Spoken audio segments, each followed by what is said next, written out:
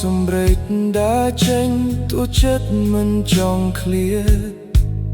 ព្រោះឃើញអូនលេងសប្បាយដោយកាលស្នេហ៍ទើបចាប់តាមដំបងនោះទៀតបងមិនមែនជាមនុស្សល្អបំផុតដែលអាចផ្ដល់គ្រប់យ៉ាងឲ្យអូនទើបសុខចិត្តខ្លាយជាអ្នកចាញ់ដើម្បីឲ្យអូនបានជួប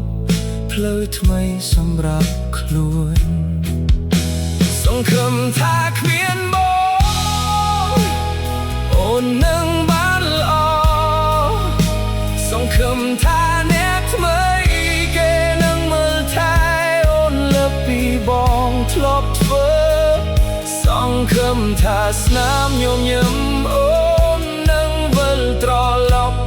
មកវិញទោះបែរដងបងខូចខាតក៏សុខចិត្តឃើញអូនមានក្តីសុខពិតមែន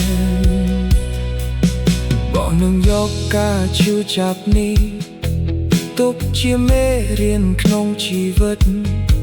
ហើយអនុស្សាវរីយ៍យ៉ាងទាំងអស់នឹងរក្សាទុកក្នុងចិត្តបើថ្ងៃណាអូននឹកឃើញបងសូមកុំយំដោយសារអតីតកាលព្រោះបងចង់ឃើញអូនរីករាយជាងឃើញអូនរស់នៅជាមួយភាពសោកសៅបងដើរចេញមិនមែនព្រោះឈប់ស្រឡាញ់តែព្រោះចង់ឲ្យអូនមានក្តីសង្ឃឹម